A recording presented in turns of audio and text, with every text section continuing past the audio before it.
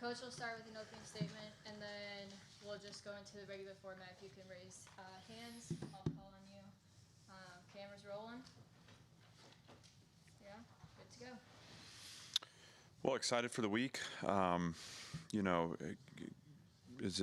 we're in a good position. We've created energy around the program. We've created a great platform for the program, and as kind of the external noise grows around us, the need to focus internally becomes heightened. And so this week is about us not deviating from our process, not deviating for what's, allowed us to find success this point this season. Obviously, there will be a few more people paying attention to what we're doing, but, we've committed to not allow that to change us. And we've got a really great opponent coming here in Missouri, and I got a ton of respect for Eli and the program he's built. I see a ton of similarities between the two teams. Game control offense, physical defense, and just admire the way he's built that program over time. And so they'll present a unique challenge that we'll need to be at our best on Saturday to have a chance to continue the momentum of the season. But just like every week, I mean, your season's not defined by one game, and so we're in the process now. Guys are excited to play. The goal is to prepare as well as we can and to be ready Saturday to cut it loose and then move on to the next climb. But right now our focus is solely on Missouri. I also want to update on the injury front. Issa Ouattara is opted for surgery, so that'll rule him out for the remainder of the season. That's a shoulder injury that just never quite was able to heal to the point where he felt comfortable, we felt comfortable with him going out there. And so I'm excited for him to start the process of actually recovering. And though, we'll miss the possibility of him being out there to help us win. And Issa's such a important part of our program, voted captain by his teammates. He's been so engaged even as he hasn't been able to participate. And he'll continue to be that way and continue to be a captain for us. But I did want to provide that update, so I'm happy to answer any questions. We'll start with Chris. Your offensive line is starting to get a big reputation for physical play and just controlling the point of attack. I know that was a big rebuild, bringing in all those new guys, finding them in the portal, getting them through fall camp, getting it cohesive. Just walk us through how all that happened and maybe who gets the credit for them developing into what they've been. Well, first of all, it was an area that we felt like we needed to make progress from 2024 to 2025. We saw progress. We saw, and I think the results reflected that from a year ago. But in our league, if you're not winning up front, you're not winning games. And so both sides of the ball, to build quality depth, to have your top end players playing the game a certain way. We face week in, week out the toughest defensive fronts in the country. And, from explosive edge players to dynamic interior players, you have to be able to stand with these teams and go punch for punch.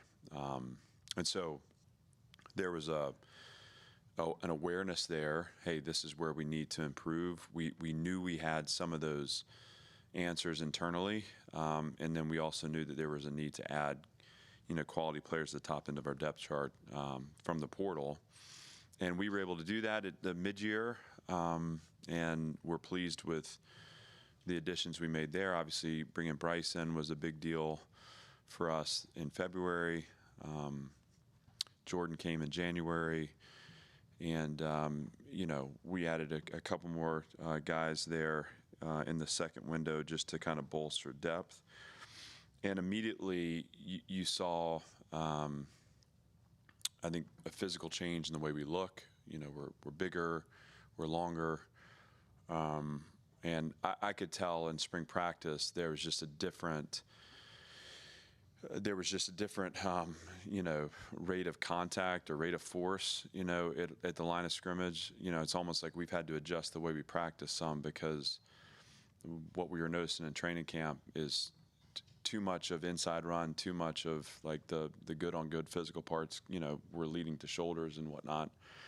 I think credit, I'm not going to single one person out because that's just not what we do. But I think the first thing you have to acknowledge is that we have players that care for one another and care about what they are a part of.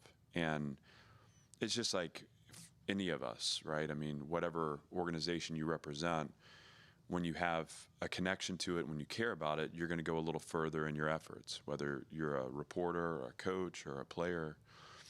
And these guys care a lot about this program. And again, they care a lot about each other. And so the players always set the tone. It's a player's game. That room has had to gel when you have a quarterback that's the ultimate connector. I think that helps that. And so he models what it means to connect, what it means to hang out, what it means to build the true brotherhood, what it means to relate, and the players that we retain, Cade and Chase and Coop and Keegs and all those guys, Misa. I mean, they've all helped to build this cohesive group that's focused on football. They have a coach who I believe is the best O-line coach in the country. Chris Klanakis is as good as they come. And so you can't talk about their success. We can honor the commitment level, the connection, how far they're willing to go because how deeply they care about what they're a part of. But then there has to be someone that's helping them build mastery. And there has to be someone that's helping connect them around the tactical parts of execution, and that's Coach K. And Coach Nady is a part of that too, and we're lucky to have them both. So, I think this is one of the units that has shown the most dramatic improvement, and I think that's how you go from a good team to a great team. We have to continue. They have to continue to show this growth and development as we continue to play against really challenging fronts. But it's helped Diego operate a ton. It's helped our run game get going. A year ago, I think we were 125th in the country in yards before contact. So just for the nerds in the room, that study analytics, I don't know if I'm the only one, but we are now, I believe, #1 in the country in that statistic. So to think about that shift, and what that means is we are moving people and allowing room for the run game to get started. That is indicative of the growth there. The space in the pocket and the time Diego has and his ability to escape when coverage is tight. I think those things have been huge in our success, especially in league games. That's a credit to their work. The touchdown Diego scores out of the pocket on the corner fire last week is Bryce Henderson coming out of the protection wall to pick that late blitz up to give Diego just enough time to score. I mean, that is execution at the highest possible level. So I don't know if there's time for any more questions after that. That's called filibustering, I think. Filibustering. Steve. I'm ready to play offensive line now. Clark, you guys have played in some big games. You were just on game day a couple weeks ago against Alabama. And coming out of that, you said, I want to see the response. From adversity, how we're responding against LSU, you do that. Is there a new challenge now in the next step of your program of taking success, like a big win against LSU, the celebration afterwards, moving into this week, embracing game day, and going and doing it again, and maybe again and again? For me, I caution against, like when you frame that as for the program, I think there's like a bigger picture connotation there that right now maybe it's just my inability to think that way. I'm focused solely on this team, this specific team, and what we need from this group. And the challenge of any disappointing result is you can't hold on to it too long. I mean, I think we identified things in that Alabama game that we did not like about how we played. And obviously, they're a really good opponent, but all these teams are going to be good. And so what we want to do is keep our long-term goals in reach. What we want to do is find the potential of this team. And to do that, we need to show a consistency in our process. And by the time we're lining up on Saturday, I really want these guys to have fun. I want them playing loose and free and together, and that's when we're at our best. And when you start to search too hard for those kind of like big picture, the program needs kind of stuff, I think you start to really grip it tight. And I think when you grip it tight, it's hard to breathe and it's hard to play the way we need to play. So we're excited about the challenge Missouri presents. We're excited about the moment we're in our program. I do think we need to enjoy that. And then we need to just pour into our preparation and have as much fun as we can have on Saturday. And what I know about this group is I trust them. They care so much about what we're doing that no matter what comes each week, week in, week out, I'm going to have a group of guys that are going to be standing side by side with me, ready to continue to grow, evolve, and attack what's next. And I think that's kind of the beautiful part of what seasons allow you to do is, like, you know, your team is revealed. You know, we celebrate the parts of it that are good, and we improve the parts that aren't. And each week you get to learn a little more about it. So definitely a cool moment for us. But again, I caution against anything that makes this bigger than one game in our season. Where on Saturday I need a team that's going out and having fun playing the game free. Henry. Yeah, you guys have had a really good run defense, obviously, so far this year. How do you approach a guy like Ahmad Hardy and maybe Bo Pribula as well? Well, you know, we have a good run defense. They have a really effective rush attack. And this is both the people and the scheme. I think Eli, and over the years, and competed against him when he was at North Carolina State as the OC.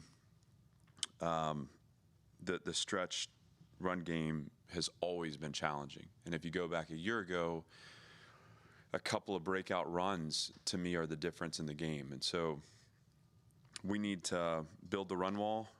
We need to down our mistakes. I think they have the #1 explosive rushing attack in the country. So you can't expect a perfect performance on Saturday. You know, when the ball breaks out, we need to get it on the ground.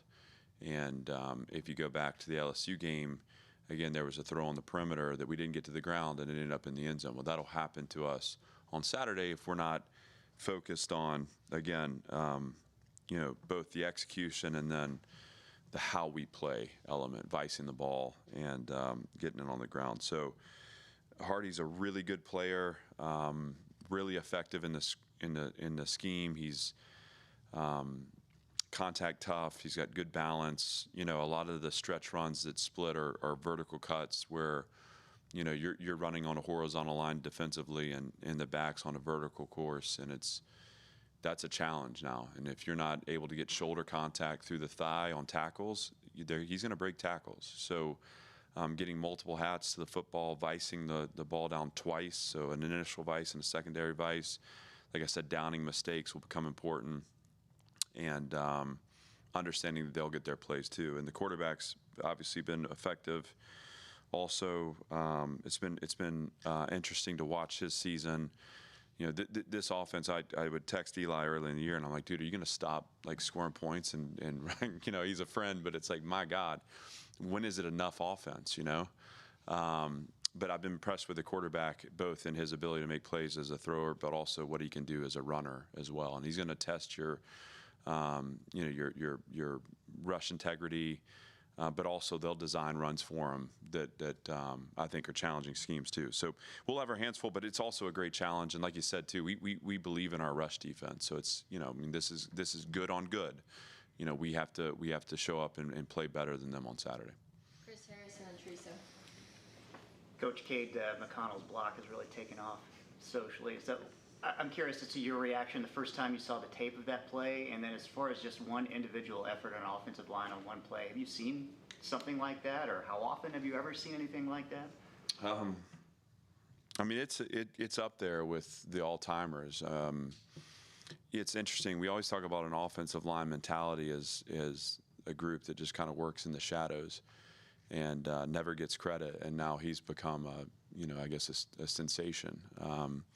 Cade is a heartbeat in our program. He is an emotional leader for us. He's a guy that's, you know, really, I think, coming into his own as he's played a bunch of snaps. You know, he just last year he had a role. This year he's taken ownership as a starter. And so I believe you're seeing him elevate his game, which is really exciting. But he's such a great person and a great team member. He's tough, he's spirited, and it's no surprise that that the play wasn't a shock to me. It was awesome. I showed it to the team before the world knew about it, and I think I ran it back 3 or 4 times.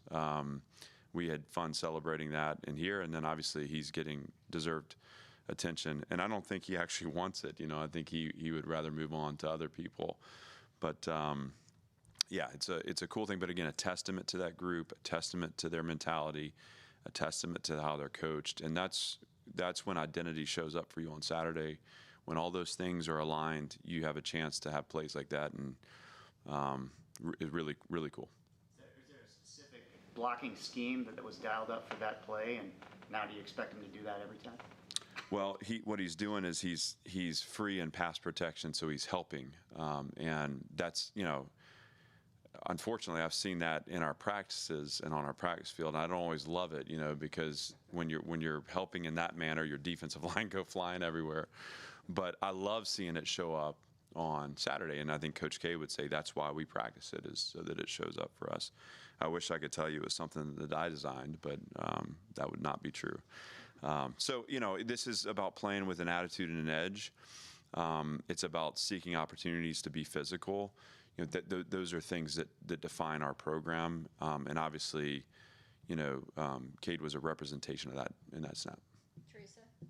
Clark, obviously you and Vanderbilt have been investing in this program before this season to get to this point. How much has, you referenced the portal earlier, how much has the portal NIL helped continue and maybe bring extra resources to this program? It's been huge, and I think we had some really good foundational elements here. These are like the eternal verities of team building and things I've learned over my career and that are really important to me in terms of what I want to be a part of and what I want to be responsible for. And yet, that won't get you all the way there in the SEC on Saturdays, especially as the game changed around us. And we missed an opportunity early just because I don't know that anyone really, maybe some people did, but I didn't see what transfer portal NIL was going to become. So we missed an opportunity early to have one of these quick turnarounds, where you see it happen overnight. Because I think there's a lot of things foundationally that I believe in that we've executed and done really well here. And we play with a competitive and connected team. That's also a lost start a little bit in the era of swapping people in and out. But with those foundational elements in place, we awaken to the opportunity or the need to engage in these ways, and the impact that had on our ability to go chase results, can't be overstated.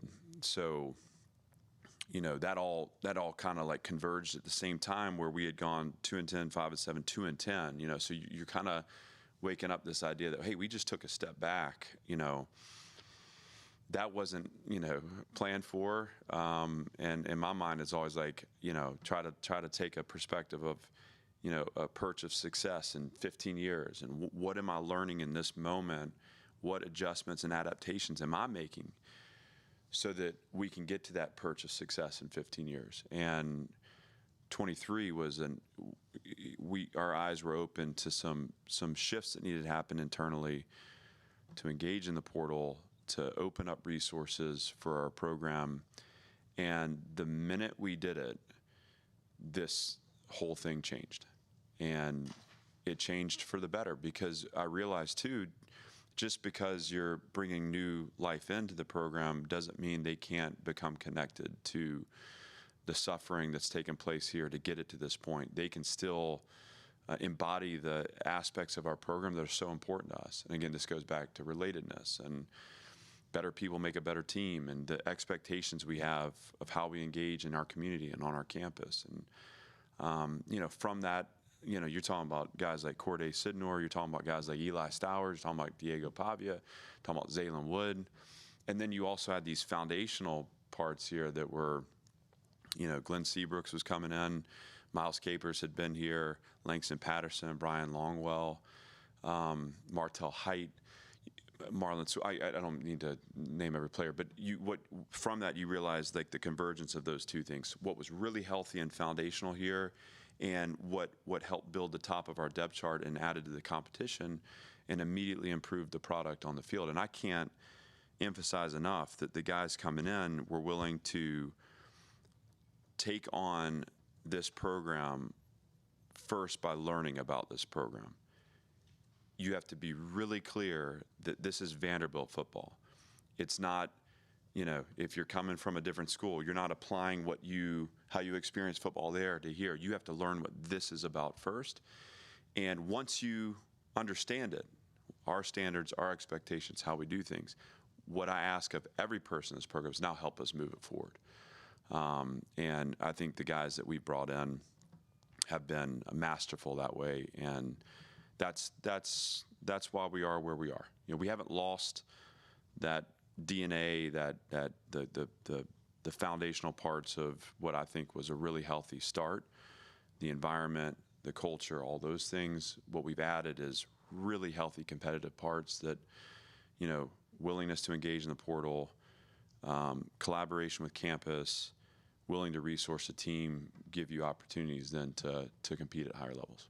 To follow up on that, with the portal, we're seeing that scoring game differentials in conference games seem to be down in conferences across the country, but in the SEC, it's 10 points a game. Yeah. Comparison, the NFL going into Sunday was 10.1, Yeah. and it's on track to be the lowest since 2000.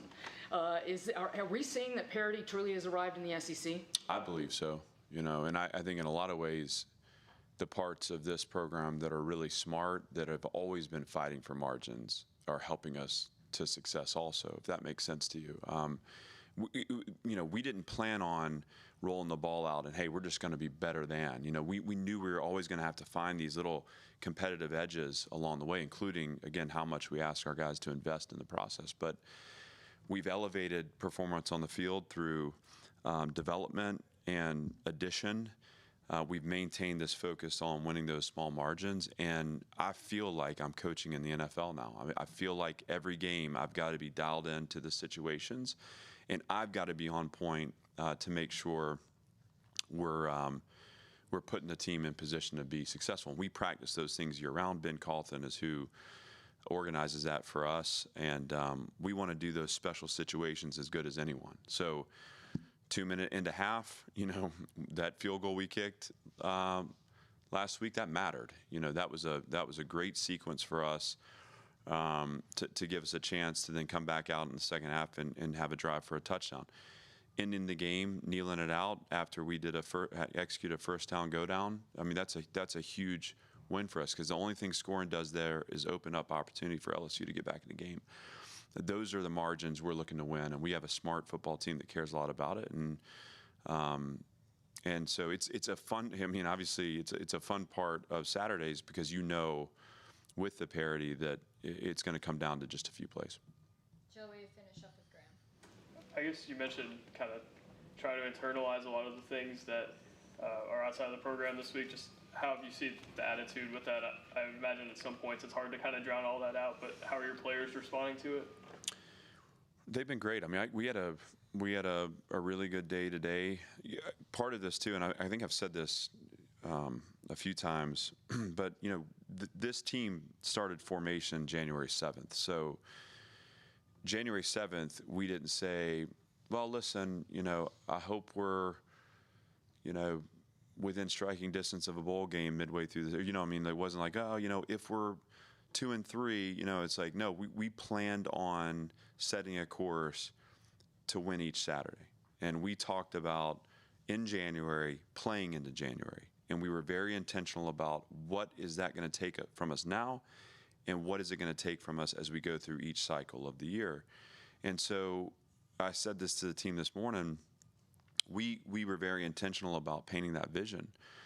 in January, and now we're living the vision. So let's not let it be bigger than it is. This is what we expected. This is what comes with it. So we can get over that and stay focused on, again, this climb, which is Missouri. And these guys have put a lot into it. They care a lot about it. It's hard in this world to maintain a laser focus for 24 hours, but the work we put in on Sunday, the work we put on today was very purposeful, very intentional, and I can only measure what I see that way, and I'm pleased with how these guys are showing up, and I know that it's important to them that we go chase more. Graham? You guys face another tough SEC defense this week. When you watch Missouri on tape, do you see or notice any differences that you maybe haven't seen in game against Alabama, LSU, South Carolina? And if so, what are like the challenges of defending against those new challenges that you see? Like their defense, you're saying? Well, every week it's a little different. I think what stands out to you about Missouri is their edge play, first of all. These guys are really good on the edges, and you can't. In a similar way to South Carolina, you can't talk about having an offensive plan without talking about how you're going to account for those guys. They've also had really good play in the secondary, and I've been impressed with Catalan. He's been all over the place. They are tight and they contest space. Tight in coverage, they contest space. I think they have a good pressure package too that they pull out, and if you get in the 3rd and long, you're gonna bear the brunt of that. You'll see it in early downs too, and sometimes pressures give you opportunity. Sometimes it gives you negative yardage snaps where you have to have patience and work your way out of a bad play. So every week's a little different. This defense stands out in the way they contest space and the way they play on the edge. Every year I've played against these guys, they've been physical, they've been tough.